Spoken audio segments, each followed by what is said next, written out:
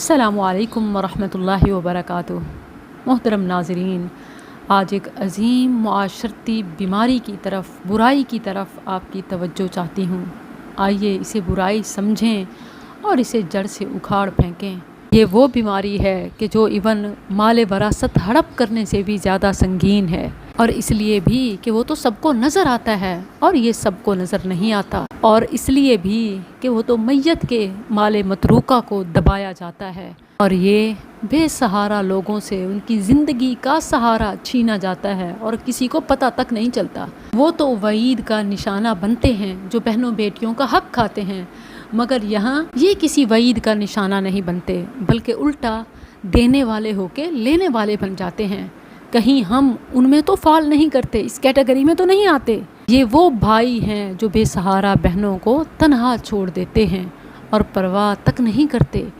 ان کی محنت، ان کی تگ و دو، ان کی کوششیں، ان کی مشقتیں اپنے بیوی بچوں کے لیے ہی ہوتی ہیں۔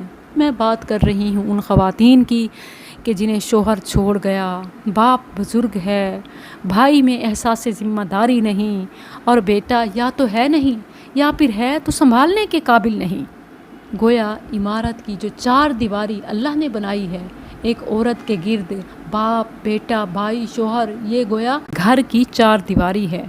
اب جب چار دیواری ہی نہ رہی، عورت خود کھڑی ہوئی، باہر کی کرنے لگی، گھر چلانے لگی، بچے اکیلے پالنے لگی، ہوس زدہ نظروں کا نشانہ بننے لگی، اور تو اور لوگوں کی بلکہ اپنوں کی باتوں کے تیر بھی سہنے لگی۔ سلام ہے تجھ پر اے مسلمہ، ایمان و عمل کی مجسمہ۔ عورت کا مرد بننا آسان نہیں، یہ ذمہ داریاں تو مرد کو بھی بوڑھا کر دیتی ہیں، مگر سلام ہے اس ماں پر جو اولاد کی خاطر اپنے حوصلے بلند رکھتی ہے، ناتواں جسم کو سنبھالے رکھتی ہے، تکلیف اٹھا کر بھی مسکراتی رہتی ہے۔ یہ ویڈیو ہر اس سنگل مدر کے نام ہے، حوصلہ افزائی کا پیغام ہے کہ جو تنہا اپنے بچوں کی کفالت کر رہی ہے، اور عام طور پر ان کی حوصلہ افزائی نہیں بلکہ دل شکنی کی جاتی ہے کہ ضرور اس کی کوئی غلطی ہوگی، ضرور اس نے جلد بازی دکھائی ہوگی، اس کی کم ظرفی ہوگی۔ اصل میں تو اس سے بڑی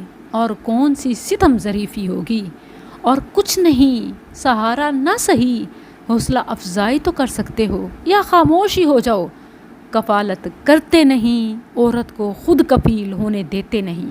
کفیل کوئی بنتا نہیں، خود کفیل ہونے دیتا نہیں۔ میری بہنوں، آپ حوصلہ نہ ہارو، آپ تو اس فضیلت کو جا پہنچتی ہیں جو مسند ابی اعلیٰ کی روایت کے مطابق تو وہ پہلی خاتون جو جنت میں رسول اللہ کے ساتھ داخل ہوگی وہ اور کوئی نہیں، وہ اپنے ہی یتیم بچوں کی کفالت کرنے والی ہوگی اور اپنی خواہشات کو دبانے والی ہوگی۔ اگرچہ اس روایت کی سند میں ضعف ہے، جسے بعض نے حسن بھی کہا ہے، لیکن اسے نہیں تو اس بخاری کی حدیث کو یاد رکھیں جس میں نبی صلی اللہ علیہ وسلم نے فرمایا، انا وکافل الیتیم فی الجنت ہکذا۔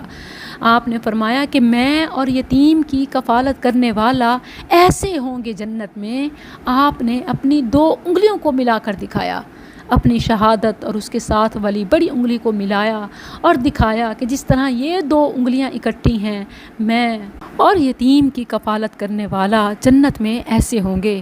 اب دیکھیے کہ ایک عام اجنبی یتیم بچے کی کفالت پر اتنا اجر ہے، تو سوچئے کہ اگر قرابت دار ہو یا ذوی الارحام ہو اور اپنا یتیم بچہ، تو ثواب کتنا زیادہ ہو جائے گا۔ اور وہ خاتون کہ جسے خود سہارے کی ضرورت ہوتی ہے، اگر وہ اپنے ہی یتیم بچوں کا بھی سہارا بن جائے اور اس کے لیے حلال راستے کو اختیار کرے، تو اللہ کے ہاں اس سے بھی بڑھ کے اجر نصیب ہو سکتا ہے۔ واللہ یضاعف لمن یشاء۔